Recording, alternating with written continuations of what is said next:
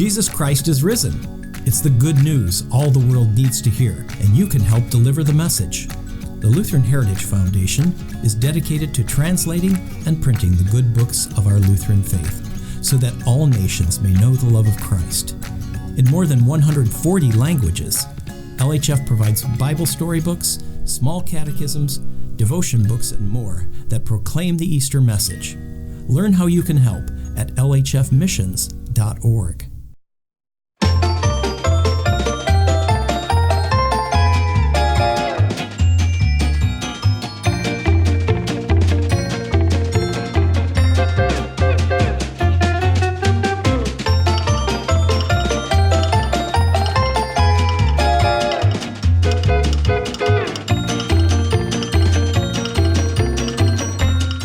Listening to the Lutheran Ladies Lounge podcast. I'm Sarah. I'm Erin. And I'm Rachel.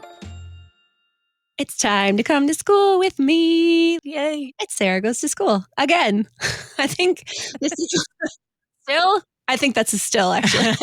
Still in school. School is back in session. School. It's so fun, guys. I love school. This is like, it's my hobby now. Let's be honest. I may stay in school forever. I'm already planning my next degree after I'm done with this current one. So I'm just going to be in school forever. And I'm not even sad about it, except for the fact that school is money. But anyway, I have one topic today. I've been narrowing these down. I think the first episode I had like a lot of topics and it was it was fun, but it was a lot. It was more of like an overview, I feel. Today, we have a focused deep dive. We are focusing in on the working genius model. Some of you may be familiar with this. Erin, I know, is familiar with this. Yes. So we'll talk about that later. I know Rachel is not familiar with this. So I've been out of the corporate world for a few years, friends. That's all right. I mean, for me, a working genius model is a model with a high IQ and a job. Yeah. So if you can, expand my definition a little bit, I would be grateful. It's got application beyond the corporate world. Oh, absolutely. So you're going to like this it. This is a stellar marriage life hack also. Sweet. I love me a good life hack. So we're talking about effective teamwork today, and we're going to expand that mindset of team to like anything that multiple people are working together in tandem for a specific goal. So this is applicable to any person working with people in general. Does it work for families? Yes, it does. What about marriages? Yes, it does. Church ladies? Yep. Okay, I'm in. Let's go. If you're on the fellowship board, this is for you. All right. So this episode has been stewing in my brain for a while, and it was really difficult for me to figure out how to translate what I've been doing recently to a wider audience, because we're getting much more into like business specific kind of stuff. And it was kind of warping my brain a little bit to figure out how to apply it to a broader audience. And my last class was on team building and conflict management, which was fantastic. And I talked a little bit about some of that in the last episode. But a lot of it was also just very specific to like work teams. And my current class is ethical decision-making and cultural foundations. But I'm like barely 2 weeks into that class, so I don't have a whole lot to talk about from that one. So that content is going to be in the next episode, and it will be great because I already know what I'm talking about. I just have not completed my study of it yet. So the whole point of doing these is to share things that are useful for anybody, regardless of context, right? Let's think about teamwork. It's any kind of group of people that are working together, right? So husband and wife, definitely a team. A group of siblings, also a team, especially adult siblings having to deal with adult situations as a group. That's certainly a team. HOA, if you're part of your HOA, if you're on like a library board or a school board or a church board. Homeschool co-op, planning committees, altar guild, community groups, like anything. This is applicable to anybody. So this model that I'm going to talk about was developed first in the office setting, but it applies across any number of different other applications. The working genius model, this was developed by Pat Lencioni, and he may be a familiar name to some people, especially if you've read like Teamwork or a kind of other leadership books. He's a popular name apparently, and sorry, Pat Lencioni, I had not heard of him before I started doing any of this coursework, and my classmates were all like, I love Pat Lencioni. I'm like, I've never heard of it. I've read 2 of his books now, and I will say they are fantastic books. He like writes in this like fable. He writes a fable first and explains his model through storytelling, which is awesome. And then at the end of the book actually explains what the model means and how to implement it. So his books are really easy to read. I'm a fan. So if you want some like leadership, teamwork, whatever kind of books to read, highly recommend. So this working genius model is a model for getting work done. And by work, that can mean anything from like a product launch at your job, or getting the car repairs done, or finishing washing the dishes, or doing your taxes, getting your homeschool co-op to function the way you want it to. Any of these tasks that have a beginning, a middle, and an end apply in this concept of getting work done. So that work definition is pretty broad. I'm going to give you a kind of high-level overview of the model and why it works. There are several resources out there. If you're listening to this and you're like, ooh, this is my jam, I want to know more. There's a podcast specifically on Working Genius. There's also a Table Group podcast. Table Group is the parent company for Working Genius. Both of those are very, very interesting and go into a lot of depth into the model from like a lot of different angles. Really interesting stuff. There's also a book on this as well. There is an assessment you can take. This is not an advertisement for the assessment. It's like a $25 assessment, which in my opinion is pretty cheap. If you're an assessment junkie and you want to do it, go for it. But this will make sense to you. Hopefully, I will explain it in a way that makes sense to you, in a way that you can understand and apply the concepts without necessarily having to take the assessment, especially if you go listen to the podcast. There's all kinds of stuff. I was starting to implement a lot of this before I even took the assessment because of the geniuses that I have play into just wanting to know more about everything. And so it was really applicable to me from the beginning. So we'll share those resources in the show notes. If you want to dive in more after this, you totally can. Working Genius from Pat Lencioni and his team at Table Group. This model came about because he had this problem to solve in his jobs. There were things that he really loved doing, and then other things that he really hated. Like he would start into a job all excited, and then he would become this like really terrible person after a while. Or like he'd start to get the Sunday blues, which I really relate to, where like you do a job and then you go home for the weekend, and then you get to Sunday night and you're like, oh, I have to go to work tomorrow. I don't want to go to work tomorrow, because you like just really don't like what you're doing. And like he couldn't figure out why this kept happening. And then one day, one of his coworkers was like, why are you like this? Like in a nice way. Like, we need to figure this out because this is a problem. And so they literally were just like, I don't know, but we're going to figure it out. So they figured out this model because they had this problem to solve about why work was such a weird thing to get done. Lencioni says that this model is 20% personality assessment, 80% productivity assessment. So this will give you some insight into your personality just by nature of what it is, but a lot of it is really geared toward the productivity part of it, of actually figuring out how you fit into that work process to get things done more effectively and without like guilt and judgment and feeling drained all the time. The assessment I thought was really helpful for me, but it's really been transformational in how I approach my work here and in my marriage, because I just understand things a little bit better, like why certain stuff just doesn't happen in our house, because neither my husband and I are, people that love checking things off of lists, which we'll get to later. But we also did it in our KFUO team, and we've already been using this language, and it's already been helpful for us too as a team, just to kind of think about the work process in a different way. I think the part of this model that I love the most is just how he frames it. So Lencioni frames this entire productivity model by talking about the gifts that God gives us. So there's 6 geniuses, and we'll explain them in a minute. But there's 6 geniuses, and he explains them as these geniuses are the things that God has gifted you to do. And there's a theme in a lot of my podcasts lately about like, what are your gifts and your vocations and how has God gifted you to serve other people? And this is literally that. So he actually talks about, in one of his podcasts, he talks about how these geniuses are just explaining the way that God has wired you to do work. And I really, really appreciate that that's the focus of this model. I'm probably getting ahead of myself here, but does this model also work if maybe no one on your team is gifted to do a certain thing, but you have to do it anyway? I'm asking because it's tax season. Right? Will we be getting to that? What happens if no one on your team is particularly gifted at tax accounting?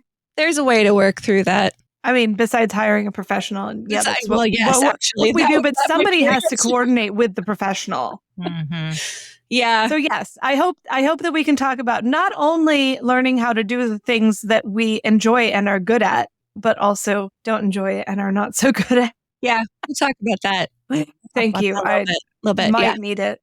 Yeah. So the language that this talks about, I think, just fits really beautifully with our description of the body of Christ and how each of us is individually gifted with ways to serve each other within the unity of that body. So this assessment and the model gives you insight into how God has wired you so you can lean into the spaces that are your strengths and uplift other people in the spaces that are their strengths, or just give each other a lot of grace when you're both working in spaces that you both are not good at and knowing that. So, okay, you just answered my question. There you go. We'll talk more about that in a second too. Please.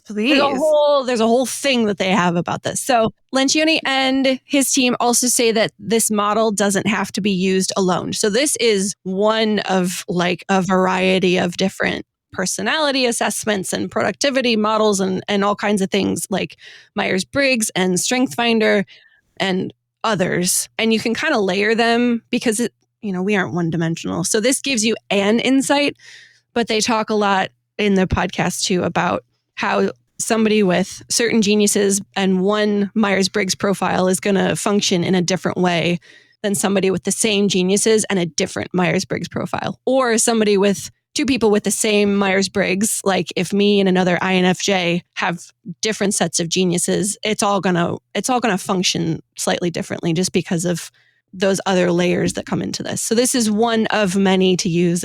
They're not like you should only use this one. They don't say that. Like there's other things to inform how you work also. This is a piece of the puzzle that is unique and that it specifically is looking at the workflow process. There's that caveat. In this model, there are 6 geniuses, which I'll get to in a minute. We'll explain those. Okay. And each person ends up with 2 geniuses, 2 competencies, and 2 frustrations. Let me explain. So geniuses are the things that bring us joy, fulfillment, and energy. So this is the space where you can work for a really long time and never get tired of it. Like that flow state where you're just like, you're in the work and you don't get tired. You kind of just love what you're doing. This could be all day, every day. You're still excited about it. You come to work and you're like, I can't wait to go and just do all the things. So this is what you're good at and you find fulfilling and rewarding. And that's an important point. Competencies are what you might be good at, but you don't really find that energizing. So these are the things that are kind of stuck in the middle. You might not really hate doing them, but you also don't really want to do them like all the time. You might find some joy, but it doesn't really last. You kind of take it or leave it. You can do it for a while, but it's not all that fun. Frustrations are the things that we dislike doing and find draining, even if we're pretty good at them. So these are things that we dread doing because there's just no joy in it for us at all. And it is absolutely possible to be really good at things that you also hate doing. That is a thing. You can have a resume full of working frustrations, and that's just like what your career has been. Like realistically, it's rare to have a job that you can cut out frustrations. So it's good to be skilled at your frustrations, but yeah. It's also good to call a frustration a frustration. Yes. Rather than try to pretend it's something that it's not. Exactly, which is kind of the whole point of this too. But yes, your job is unlikely. Any job, any vocation, I suppose, you are unlikely to only ever be working in your geniuses. And there's some, they'll say like, that's actually not really good either, because you kind of need a balance of some things too. Mm-hmm. And we're all adults and we have to do stuff that we don't like doing. Like that's just a reality of life. Mm-hmm. If you have any control or any say over things, being able to work more in your geniuses and give those frustrations off to somebody else who enjoys them, as a genius of their own. Yes. Like that is not really ideal, but that is, if you have control over tasks and you're able to do that, that is fantastic. So in some spaces that is absolutely possible where you can rework responsibilities and who does what, and you're able to shift things around, even in a marriage. So long as it's a genius for them. If you're just always shoving your frustrations off on people, that doesn't sound like the greatest strategy. Not the point. If you know, like if everybody knows what their geniuses are and you're like, oh, our responsibilities are really misaligned with what we actually love doing, then by all means realign stuff so everybody's working in a better space. Sometimes that's possible and that's awesome. Sometimes it's not, or you end up like if you have two people married who have the same geniuses and the same frustrations, there's just going to be some spaces that nobody wants to do it. And either you work through it and you have a lot of grace, or you hire someone to do it. I'm going to need you to do the dishes because that's a frustration for me. And it's just, I'm frustrated. So it is. Have a sponge. There was a whole this is a side note. There was a whole conversation in the lounge group about women hiring housekeepers and how for a lot of women, like that is just something they would much rather hire out because they do not find any joy in cleaning the house. And there are a bunch of women that are like, that is fantastic. Like go find a housekeeper that loves cleaning houses and pay them to do that vocational work in your house. Like absolutely. And that was kind of eye-opening for me. I was like, well, yeah, why wouldn't you do that? If I don't love cleaning my house, it's not a rule that says I have to. I'm going to go find someone who loves doing it and pay them to do it because they love doing it. Anyway. Assuming you have a budget for that. Yes. That's a fair point. But anyway, back to geniuses, competencies, and frustrations. Geniuses. So to hammer this point home a little bit more, Lencioni has this analogy that I really find useful for thinking about the differences. Because sometimes when you take the assessment, in my case also, like my geniuses were pretty obvious to me. The other four, I was kind of like, I'm not totally sure that this is accurate or not. So you have a coffee cup. Geniuses are like your double-walled stainless steel. Of course this analogy is going to work for you. It's a coffee cup. Exactly. I saw you coming. You don't even know where she's going. She's going to be comparing types of coffee cups. I guarantee it. It's true. And is Yeti going to be on top? Yes, it is. It's true. So your geniuses are this, yes, your double-walled stainless steel Yeti or Stanley or whatever brand you use. Brand doesn't matter. But it's your really, really well-insulated coffee cup that you pour the hot coffee in, you put the lid on, and it stays hot for like days on end, right? So that's a thermos. Yes. But that's how they used to pronounce Yeti, isn't it? Yes, your thermos. The energy just kind of stays, like it stays hot for a really, really long time, and you don't really lose the energy that's going on in there, right? So that's your genius. Your competencies are a coffee cup that you pour the hot coffee into, but you don't have a lid on it, so it stays hot for a while, but it does cool off a lot faster, and at some point you lose that energy, you lose that joy, and you kind of burn out. Your frustrations are like pouring hot coffee into a coffee cup that has a hole in the bottom. So it doesn't matter how much you pour into it. You can keep pouring and pouring and pouring, and it's just going to lose it like almost right away. So wait a minute, that's a mixed metaphor. Live with it. The coffee's staying hot in the first two metaphors, and the coffee's disappearing in the third one. I didn't make this up. This is not literary criticism time. The coffee also does not stay hot because Erin, please tell me that you noticed that too. I also noticed it. But it's not my analogy, so I'm not changing it. It's like the third one is if you pull out a frosty mug from the freezer and pour your coffee into that. Oh, I like that better, actually. Yeah, it's going to be cold instantly. It's going to be cold instantly. There, I fixed it. Thank you. Analogy fixed. But yes, I get your point. It's a useful metaphor. Yeah. thinking about the joy and the energy that you have in different tasks and what that actually means in your life and recognizing what that means for you and also for other people. Now, we already brought this up, but this doesn't mean that you get to pass on doing the work that you dislike necessarily. We're all adults. We got to do stuff. My job is full of just getting stuff done on a to-do list. And sometimes I was like, why am I so exhausted after a day of just getting stuff done on a to-do list? It's because it's not my genius. I can do it. I'm pretty good at it because most of my career has been checking things off a to-do list. It's just not kind of where I thrive the most. So ideally, you can work more in your geniuses and less in your frustrations, and other people can do that too. Obviously, that doesn't always happen. So a lot of this is just kind of figuring out how this works between different people, how that dynamic works in different groups.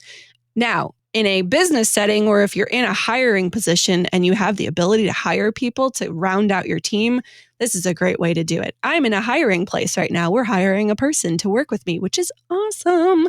And so we're thinking about this, like what geniuses would work best in this position that's going to be hired to work with me, and how can we hire the best person to fit in that role? So it's just interesting if you're adding people to a team to think about how this works. Yeah, that you don't necessarily want someone who's a carbon copy of your genius. Right. You want someone who is going to complement that and maybe not be very much like you at all. Yeah. But still be the person you need to fill that role. Yep. So it's just interesting things to think about if you're working in team dynamics in a variety of settings.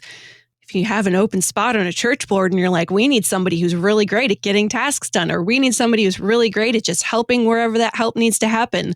Those are also things you can think about in spaces outside of a corporate setting.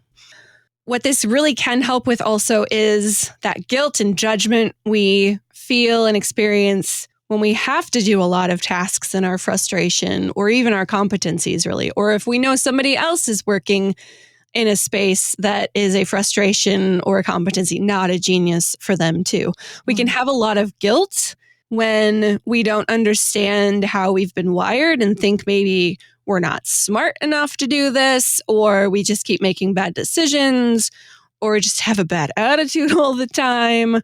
Or do a lot of procrastinating of the frustrations and then get mad at yourself for procrastinating when really you've done a whole lot of productive things, but you've put those frustrations off. Yes.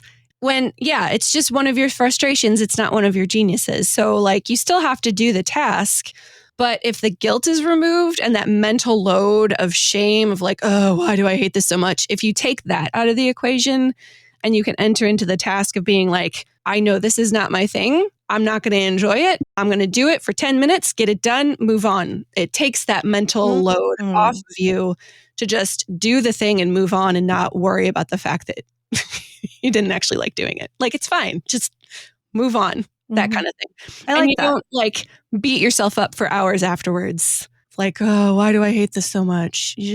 It gives you a little bit more space to just do the thing. And removing judgment on the flip side of that, this term has come up so many times in my life in the last week. Fundamental attribution error. It was even on my social media this week. I don't know, like 5 or 6 times it has come up in all of my classwork. So who do you know on social media that has been putting up fundamental attribution errors? I follow a lot of interesting people. Anyway, you sure do. So this means that we tend to attribute other people's actions to their character or personality flaws while attributing our own behavior to external situational factors outside our control. So like we give ourselves a lot more grace than we give other people. Yeah, we do. A lot. So, we're driving on the freeway. This is the example everybody gives, but we're driving on the freeway and somebody cuts us off and we think they're a jerk. And where did they even learn to drive, et cetera, language that I probably can't repeat here.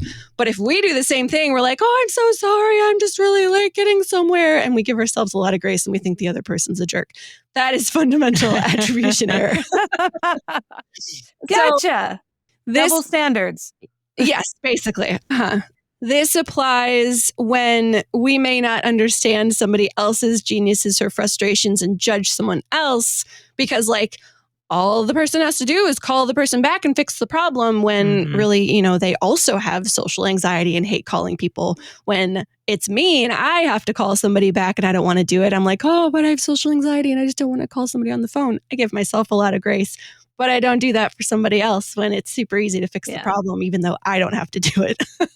So this can help remove that judgment of other people when we're like, oh, it's just not their genius. This is a thing in their frustration. That's why it's taking them 3 times longer than I think it should be taking them, because it's just not something they're good at. And additionally, I am able to encourage that person in a very specific way of being able to encourage them in a non-judgmental way. Like actually being able to speak this language of like, hey, I know this is something that you hate doing, but I really need this done in like an hour. Can you just get it done for me? I appreciate it. I know it sucks, but thank you. Now, I have a question here. Is it normal to have these geniuses, competencies, and frustrations pretty well evenly divided? Or what if you work with somebody who seems to have very few geniuses and a whole lot of frustrations? In theory, according to Lencioni and his team, everybody has 2 geniuses, 2 frustrations, 2 competencies. In my own personal case, seem kind of confident. Yes. And I mean, they've done a lot of research on this. Okay. All right. We'll trust them. I know my geniuses are much stronger than figuring out the other 4 for me. And in talking with my classmates too, there was some conversation about how burnout can affect these a lot. So you can have geniuses, but if you're just incredibly burned out in general in life, they may not come across very strongly because just everything is hard for you all the time because your candle is flickering. Yeah. So, I mean, this is how the model works. But I think there are situations where it may be hard to tell just because of a very specific situation that person is in, or a mental health issue that they have going on.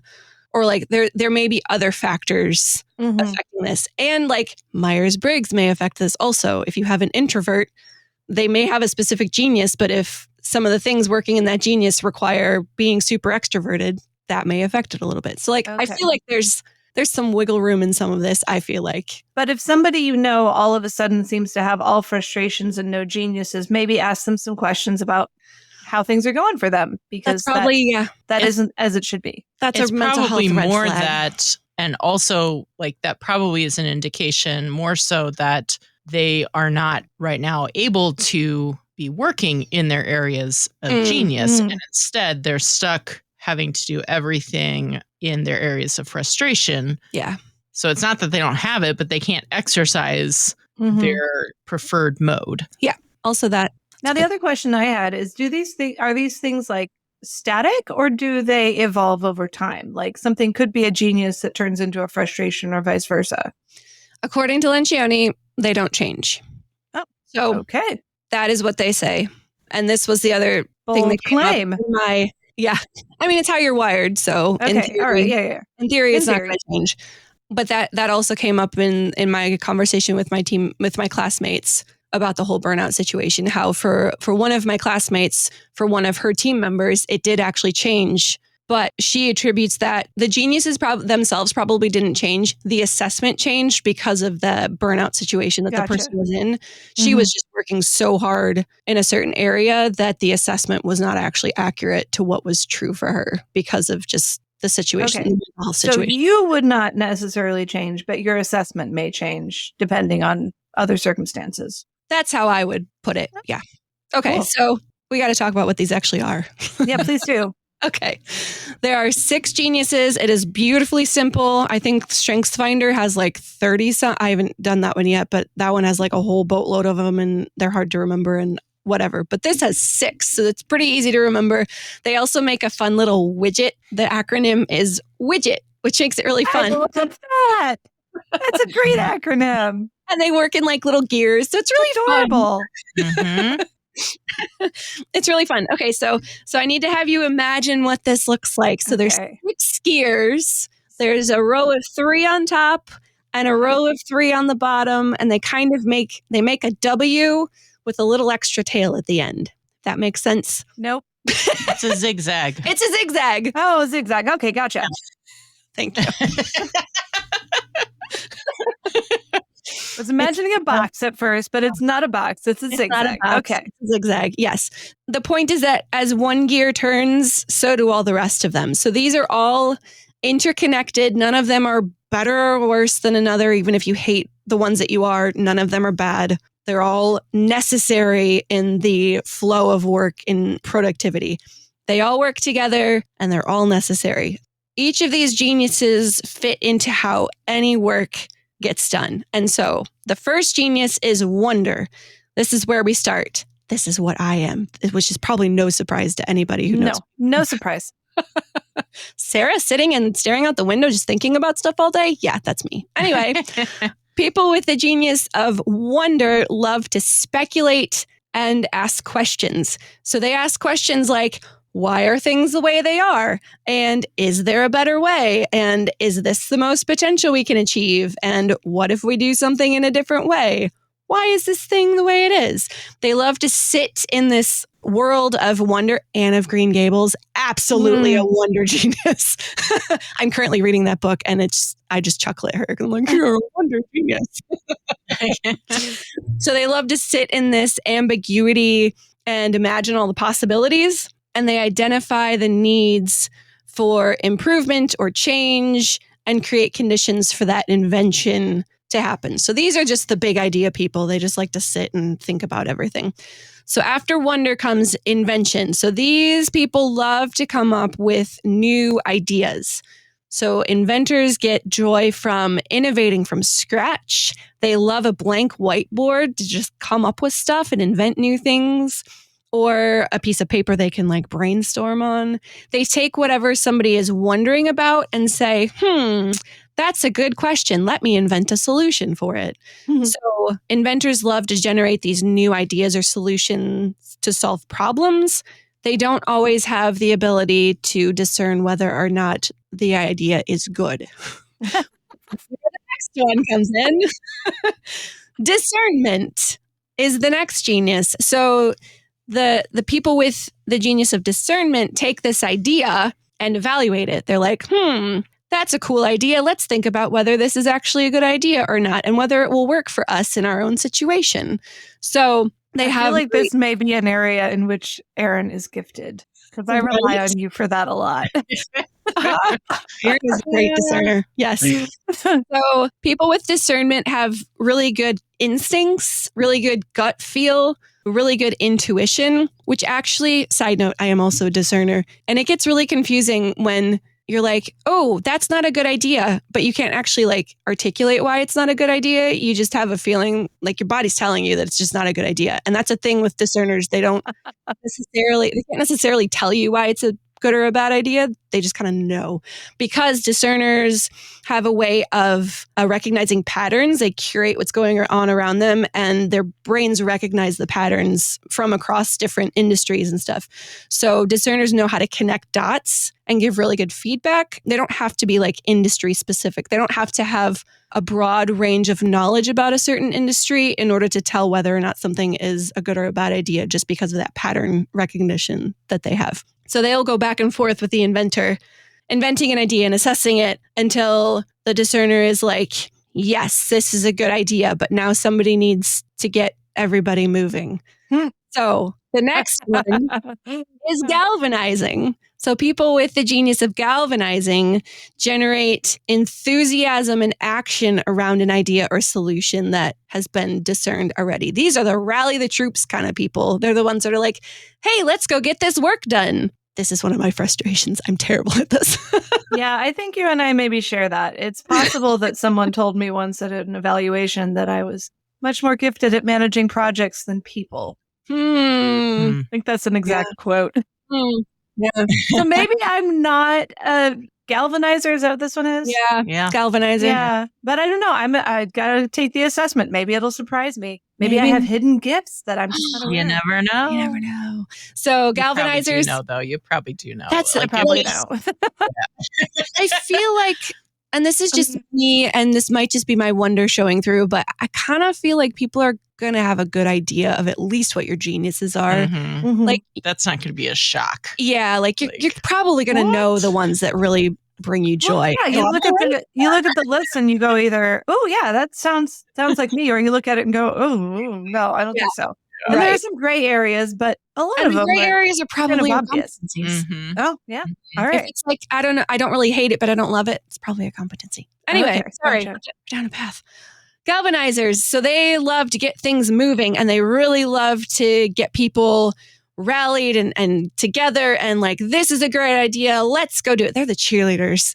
They're really great at pushing people out of their comfort zone. That's a key. And really inspiring them to get rallied around an idea. They're also the drill sergeants. True. Like, I mean, Mm-hmm. yeah, it's not necessarily Happy. Cheerleader, drill sergeant, potato. Out of their comfort zone. That would be a drill sergeant. You must do the thing. Yeah, okay. That's really fair. But we need them. Yeah, yes, we do. They are We necessary. Yes. After galvanizing comes enablement. And this is another one. Wonder and enablement are the two that if you have it, you might be like, this doesn't feel like a genius. I don't actually get paid to do this. or I thought enabling was bad.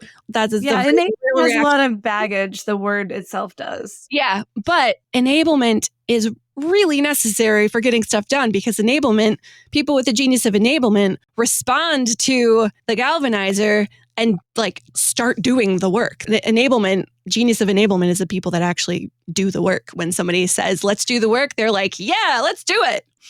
People with this genius, they provide and often anticipate the needs of the people around them. And they move the idea or solution forward. So they know how to help, when to help, and how to flex to what's really needed in a situation. So they're really people-oriented, and they want to help create this vision that has kind of come through this path of work. So they provide the necessary momentum to move work into those stages of implementation, which is a word we haven't got to yet, but we will in a second. So now you've got people doing the work, and then we get to our last genius is tenacity. So when we talk about getting to-do lists done, this is that genius. So people with tenacity get joy and energy out of finishing things and checking stuff off the to-do list and committing to ensuring that this idea gets completed and it's achieved according to the agreed upon standards. So it's not just getting stuff done, it's getting stuff done how it's supposed to be getting done. So these are people that really just love getting those projects across the finish line like they were supposed to be. So they don't necessarily respond to the emotional appeal of a galvanizer, but they do respond to the need to see the work completed. So they may even sometimes get annoyed at the galvanizer. I'm getting maybe because they are motivated without the motivator. Except, I mean, you can have both galvanizing and tenacity as a genius. That's true. That's true. He could be both. The two. So yeah, I can see that. Yeah. There's a wonderful mix of possibilities here. Yes, yes, it is. And when you're thinking through this too for yourself and maybe for someone else, it is hard to assess somebody else with this one, which kind of frustrates me because I kind of like helping people like figure out what their own personality assessments are. I'm an assessment junkie. It's just really fun. But it's really hard to do this one for someone else. It might even be impossible for you to do this one for somebody else because this is one that like you're assessing your level of joy and energy. So if you see somebody doing a lot of work all the time in a certain area, you might assume that like, oh, that must be their genius because they're doing it all the time. But that is not true. Just because somebody is doing a task or filling a certain role all the time does not mean it's a genius for them. They're just filling that role because maybe they have to. So like, just because I see Erin being a wonderful discerner doesn't mean that is necessarily her genius, because maybe she's just really good at it and not actually enjoying it. Yep. Okay. I'm sorry I judged you prematurely, Erin. Although that is one of your geniuses. It is actually. Yeah. I wasn't sure if you were waiting to do that a little later, so I was going to hold off. But yeah, no, that one is. Apology retracted. So there's a certain person on our team, I won't name names because, anonymity and all, but he typically takes this role of galvanizer and like rah-rahs everybody into doing the work. And so in our team, we're like, oh, we all kind of figured you would have this genius of galvanizing, but the look in your eyes also makes us realize that you probably actually hate what you're doing. Galvanizing is not one of his geniuses. And I don't remember where it lands, if it's a competency or a frustration. He does it all the time because he has to, because he has direct reports. And it's kind of just in the job description when you have direct reports that you have to motivate people to do stuff, even if you don't want to. But understanding that makes it a different, it's different. It's easier to manage when you're like, I have to do it because it's part of my job. And I'm going to do it as well as I can. Like, I'm not going to do it badly just because I don't like doing it. Like, I'm going to do it well, but also I'm just going to do it and move on. But or get someone else to do it who loves doing it. Funny story. Most of us on the KFUO team are wanderers. We have very little galvanizing. But this works when we're in a space of radio and creating content that people love, and we're thinking about things all the time that people want to know about. Serves us pretty well to all be wanderers and to love thinking about things. We're just all very responsible people and get our work done because there's very little galvanizing on our team. Anyway, so these geniuses all work together in these 3 stages of work. I mentioned implementation. That's the last stage. So there's these 3 stages of work: ideation, activation, implementation. And so they work in the order that I explained the geniuses, the widget. So these work stages work in that order. So ideation is identifying a need and coming up with an idea of how to solve the problem. So this is wonder, when you're like, what happens if we do this differently? And invention, when the inventor's like, hey, that's a great idea. Let me come up with something. So that is the ideation stage. I love this stage. I could stay in ideation all day. So then we move into activation. So this is the stage that, according to Lencioni, gets overlooked a lot. A lot of times companies will like come up with an idea and they're like, hey, that's a great idea. Let's do it. And they move immediately to implementing without doing the thing in the middle where we make sure it's a good idea and we should actually do it and figure out how to do it best. So this activation stage is where discerners assess whether this idea is actually good and how to implement it, how the workability works with it. And then the galvanizer rallies the troops to get people excited about it or just moving forward, even if they're not super excited in the moving forward with the idea. So that's that middle activation stage. And then implementation is just getting it done. So this is where the enablement geniuses step up to assist and support however they need to get the work done. And then those with tenacity really stay on top of the project and mark off the checklists until the task is complete and meets the desired outcomes. So that's how those 3 stages of work fit in with the 6 geniuses. As each of these geniuses work together, you get this ebb and flow of work. And this ebb and flow is called responsive and disruptive. And these are equal terms. I know disruptive is like, oh, you're disrupting, but it's good. These are equal terms of how the geniuses kind of play off of each other in these stages of work. So you're going to have to explain how disruptive is a good thing. I will. Because I have kids. This may be a different sense of disrupting than when kids are like, Mom, 20 times a day. Bring me along with you on this. I'm ready to believe it. I just need a little more information. So the responsive geniuses are the top. That's why I mentioned these 2 rows. So the responsive geniuses are wonder, discernment, and enablement. Okay. And the disruptive ones are the ones in the middle. So invention, galvanizing, tenacity on the bottom. So your wonder, discernment, enablement, they respond to the world around them. In the case of wanderers, to the ideas of others for discerners, and to the needs of the people around them for I don't want to call them enablers, enablementers.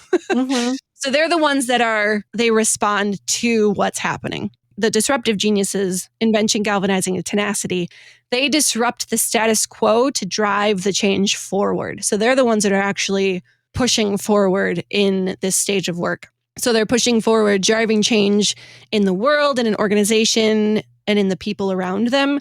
They are the movers that kind of that make the stuff happen. So in this workflow scenario, you've got the wanderer responding to the environment and the catalyst for the change because they're like, hey, what happens if we do a thing? The inventor disrupts the status quo and invents a solution, a new way of doing things. The discerner responds to that idea and gives it thoughtful feedback. The galvanizer disrupts by getting people out of their comfort zones, changing the way they're doing things, finding a new way of doing things to implement a new idea, rallying people around this idea, getting people out of the, well, this is the way we always do this mindset, because sometimes you need to. Enablement responds to the call of the galvanizer and helps support ideas and projects into finishing stages. And then tenacity disrupts by getting people to change their intensity about getting a project or idea completed. And okay. I think I've got it. I'm not sure I would necessarily have picked those exact 2 words to describe those things, but it's okay. I would probably lean more like reactive and proactive. Yeah, but now that I understand what they're getting at, I do approve the concept. I think that's a great way of understanding the ebb and flow, as you say, of productivity. And I think like a real life example that always comes to my mind is like, I'm wonder and discernment. Those are mine, and those are both responsive. So I am much less likely to like take what I'm doing in my work and go into my boss's office and start talking to him about it. Like, hey, guess what I'm doing today? Your disruptors, like if you're invention or galvanizer, they are much more likely to take what they're doing or to have whatever that is happening in their life and come into your office and start talking to you about it. They're the ones that are like, hey, what's happening? What are you working on today? Are you going to get this done for me? Like that's kind of the difference in the mentality between responsive and disruptive, which is also comes back to the guilt and judgment. And I absolutely function this way of like, I don't really tell other people what I'm working on unless they ask me. Like I'm more than happy to talk about it. It's not like I'm keeping stuff secret. I just don't really volunteer that information, and I never really have. Well, I this just is really great for managers to keep in mind too, because there is sometimes this prejudice toward people on that disruptive end of things because they look like they're up and about more, but they are no more valuable to the organization than the folks who are not showing up in your office all the time. Yeah, it's an interesting way to think about it and to not judge somebody for disrupting you or not for disrupting you, whichever one you really prefer. And understanding that if I'm a manager, I'm going to have to be disrupting people to ask about what they're doing and to be accountable to people and everything. So just understanding that just because I don't naturally work that way doesn't mean that I never have to work that way. Right. It's required of me in the responsibilities that I have. So. All right. One more analogy, Rachel. You can poke holes in this one too. Yeah. So another like helpful model to think about this, Lencioni has this model, this analogy about landing a plane. So it's different. These different geniuses kind of function at like different altitudes when you're landing a plane. So Wonder is at the highest altitude, like 30,000 feet. And they're asking the question of, have we thought about where we're going to land the plane? Working in that really high upper level. Invention comes down a little bit lower, like 25,000 feet in response to the Wanderer. And they're like, I have an idea. We can touch down in Yosemite. And the Discerner comes a little lower and gives feedback. And you're like, yeah, but our fuel's getting low.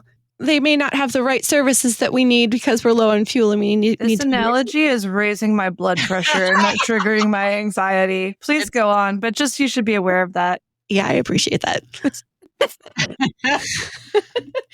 And then the Galvanizer is a little bit lower after the plan has been discerned. And they're like, okay, we're going to land really soon in Carmel. Make sure the passengers are seated. Communicate the air traffic controller.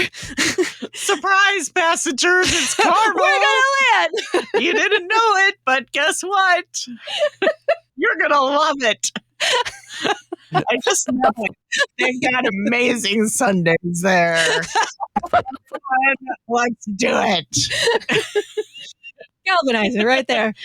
And enablement is next. Like we're at like 5,000 feet here responding. We're like, all right, we're going to do all this work. We're going to make sure the passengers are seated. If there's anything else we need to do, let us know and we'll do it. And then the tenacity is at the very end. Like you are nearly at the runway here.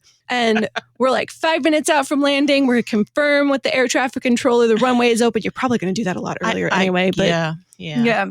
Take it with a grain of salt. And everyone in your seats, we're going to stick to the plan, and then you land the plane. So the analogy is, in all honesty, I find a little cheesy too. Sorry, Lencioni. But I think it's helpful, though, to think about the altitude of the different geniuses, because in a practical, like a real life example, sometimes we're in meetings and you've gotten through those first stages of like wonder, invention, discernment, and you're into galvanizing or enablement, like you're into that implementation stage and somebody all of a sudden is like, well, is this the best way to do it? Maybe we should do it a different way. And all of a sudden you're like way back up at the top. Oh, yeah. You have this like turbulence, quote unquote, of you were in a workflow, you were getting the idea into implementation, and all of a sudden you're back at the beginning, and it feels where you just want to say, down, wonder.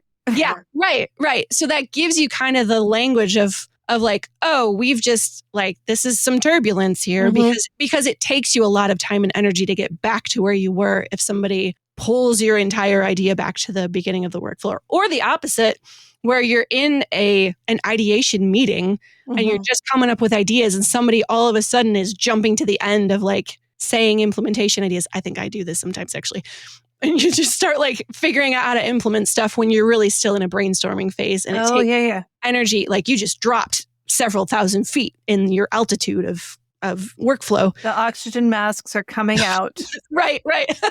So it takes energy to pull back into that ideation stage. So yes, the analogy is a little cheesy, but I think that understanding how that workflow works and how it can be very jarring when stuff gets out of order and out of whack when you're trying to work through something. Well, I can imagine that a lot of people listening to this right now are applying it not to landing a plane, which very few of us do, but to our own areas of expertise. As you were talking, I was comparing it to the publishing process. Yeah. Where you start by brainstorming, then you have a draft, then you evaluate the draft and decide whether to greenlight the book. Then you send it into development and copy editing, and then you send it into layout. And then finally you have final proofreading and you're out the door marketing it. You know, it's like, as you were talking, I was like, not getting the airplane analogy, but I can understand how you don't want to start proofreading a first draft. Yeah. Because there's more work that has to be done before we're ready for that final implementation, check it off and send it out the door phase. Right. Everything needs to be done in its order. And if you get out of order, it's a waste of energy because you're just going to have to walk it back and put it where it needs to go. Yeah. Yeah. And that kind of workflow, I mean, I think about it from more of a maybe corporate setting, just because most of the time I'm implementing this kind of stuff in projects at work. But like something as simple as like trying to figure out a meal plan for a week with your husband. Like this is still a workflow of figuring out things in an order. Like if you don't have any recipes yet and you're trying to make your list, like this is not going to work well. You got to do things in an order or it gets really confusing and you're all over the place. So just this like efficiency of work in any variety of different ways. And we all have, strengths in planning and discerning and implementation flow. We all have weaknesses. So understanding where we kind of fit into that, understanding where other people fit into it, it just gives you a lot of grace for other people and for yourself. I think this would be so helpful in a marriage.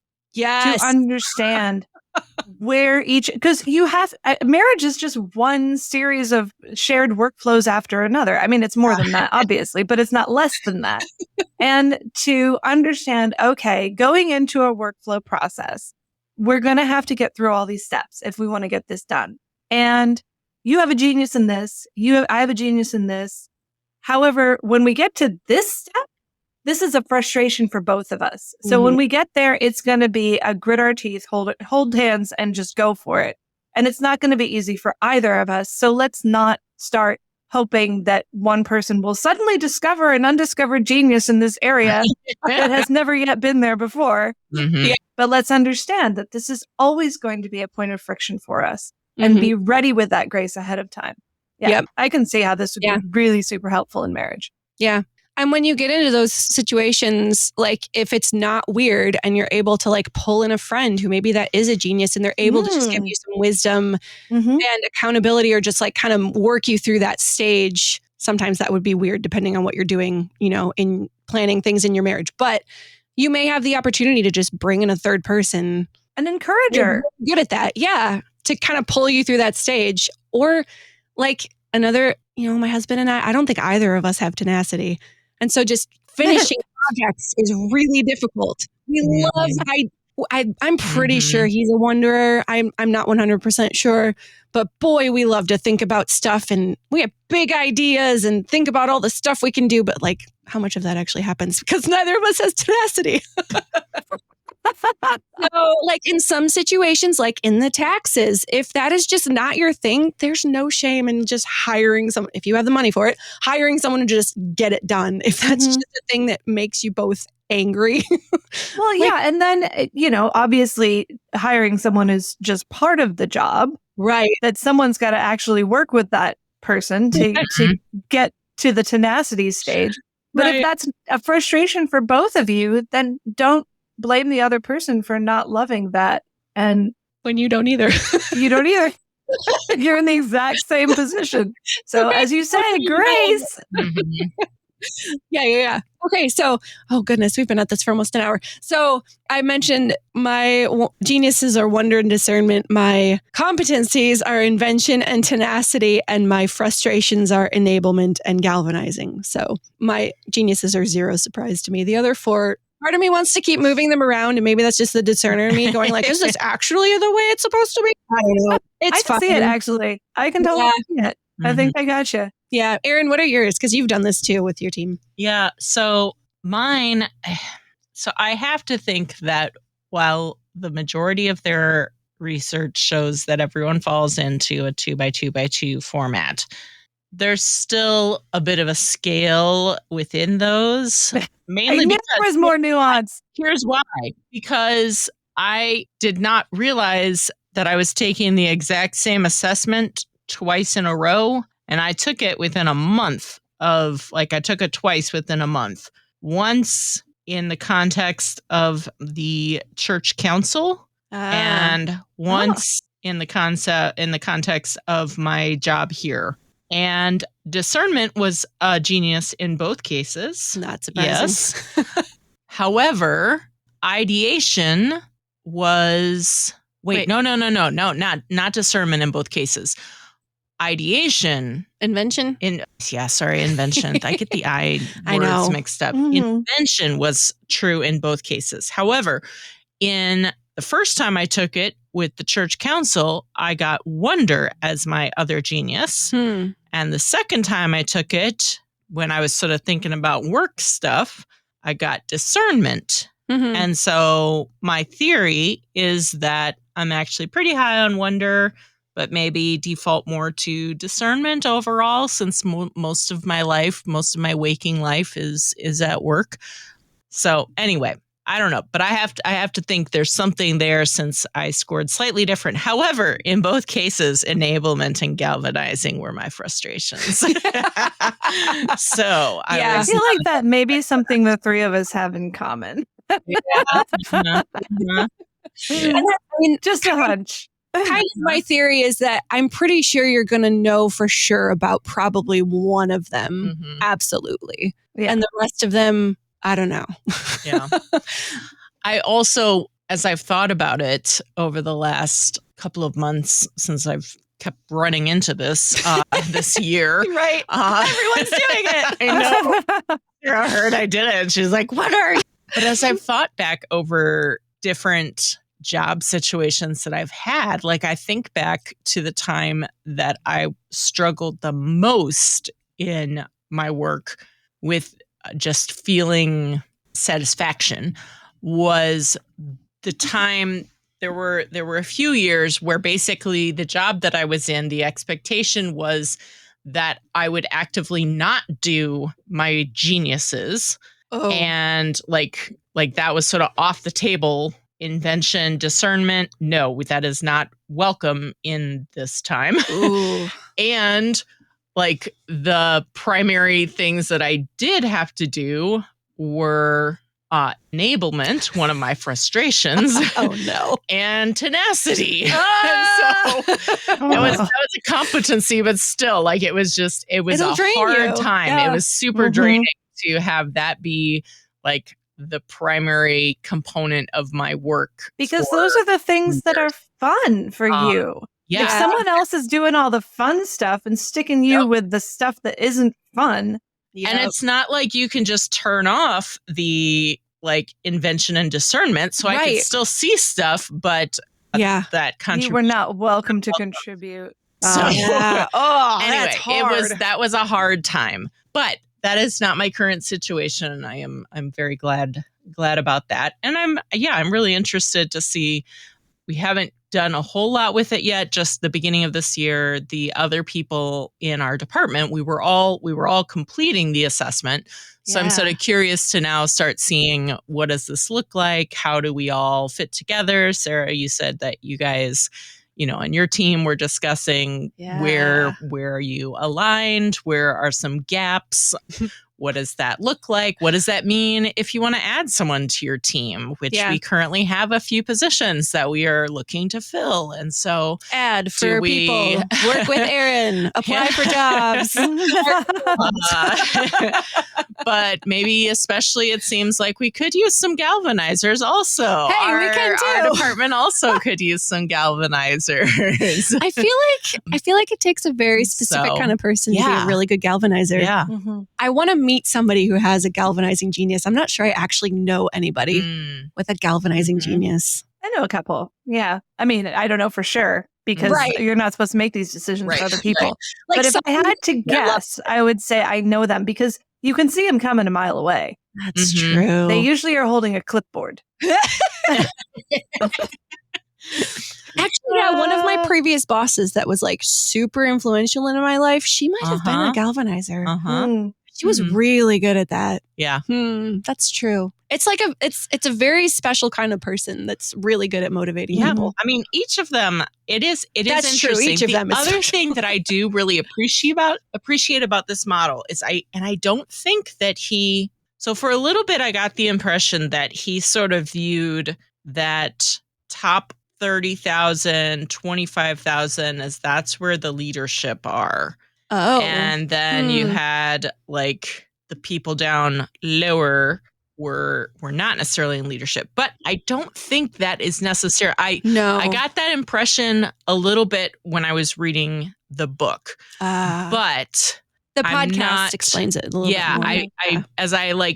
But then as I assessed it myself, I'm like, but that doesn't make sense. It appears to me that this is just about working as a team. And so if you are a leader who has the geniuses of enablement and tenacity, then what you need is people who have those other things that you don't have that can be contributing on that team. And being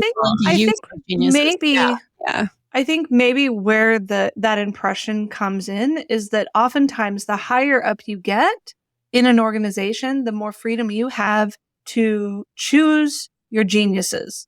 So that maybe if you are, lower down in a department, you are stuck doing jobs that may or may not correspond to your geniuses. Yeah. Especially stuck, with jobs like enablement that may not be something that gives you joy, but that as you become more and more the head honcho, you can let some of those geniuses that maybe, I don't know, that you may have the power to choose your genius a little bit more freely. Yeah. Now that can work opposite. Maybe you were having a great time in Wonder and you got promoted and now suddenly you have to be a galvanizer and you absolutely hate it. So that can go both ways. Yeah. And I think the industry that you're in or just the situation you're in, if you're not in a corporate situation, that matters a lot too. I know like younger generations, millennials, Gen Zers, I think the trend is a lot more toward flatter organizations where like you don't have as much of the real strict hierarchy of businesses. There's a lot more of like everybody is equal and everybody more collaborative. Yeah. So, and that can work well in some industries and others it just doesn't. So a lot of it's just situational of where you are and who you're working with and how that structure works and all that stuff. So I could talk about this for a long time. I find this just really, really interesting. I'm a wonderer. I just love wondering about all of this stuff. I do have my last theory. I don't know if I've brought up multi-potentialites before on any episodes. It sounds familiar, unlike working genius. Okay, so a long time ago, like I figured out that I was like, I'm a multi-potentialite because my skill set is just really broad. I'm not a specialist. Like I don't have a really deep skill set in one specific area. I just like a whole lot of different stuff.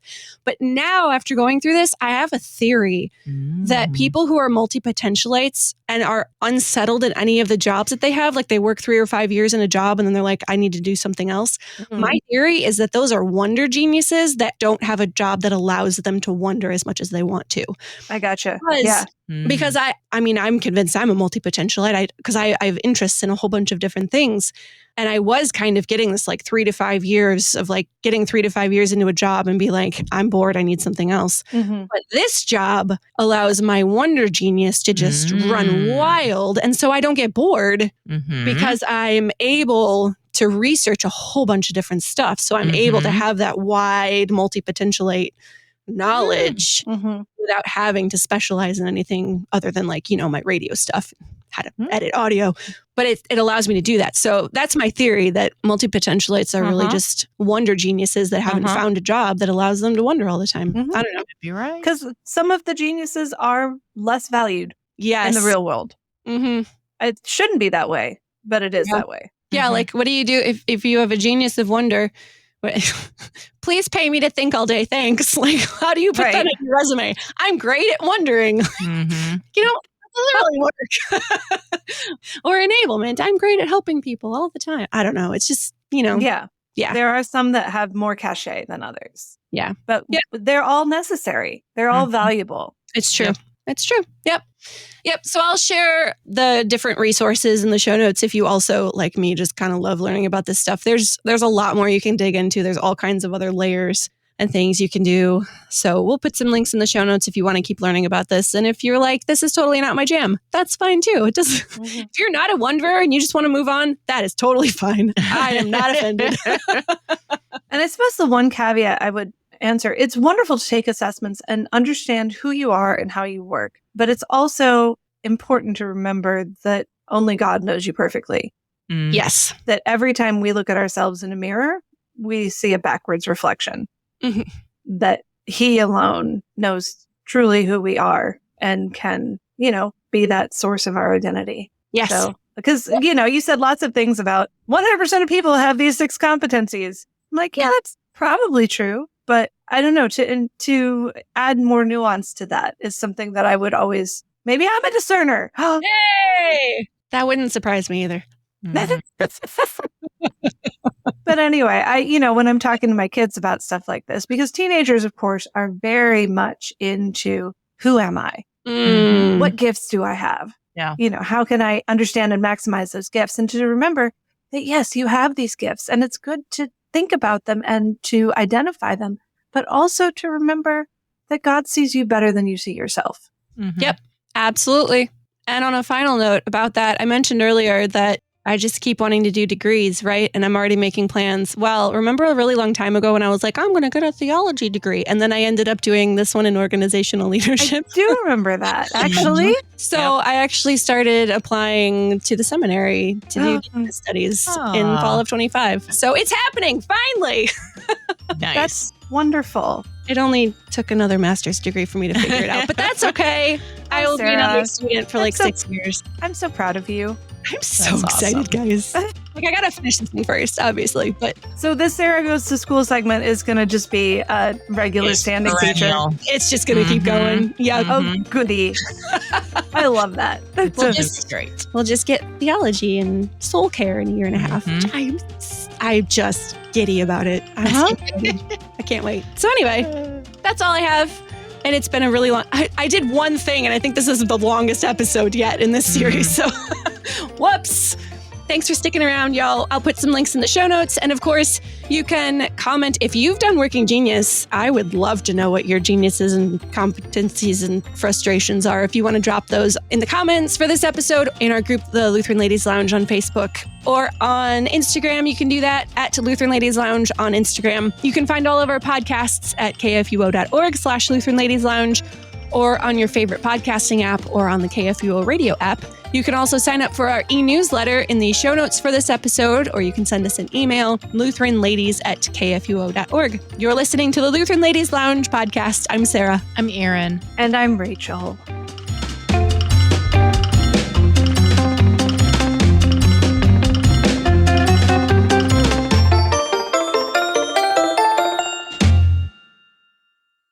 Views and opinions expressed on the Lutheran Ladies Lounge podcast may not represent the official position of the management or ownership of KFUO Radio, the Lutheran Church Missouri Synod. The Lutheran Ladies Lounge is produced by KFUO Radio and available at kfuo.org or wherever you get your podcasts. Don't forget to hit that subscribe button and leave a review for us too. If you love the Lutheran Ladies Lounge podcast, consider financially supporting our producer, KFUO Radio, so we can keep doing what we do. Find out how at kfuo.org/give.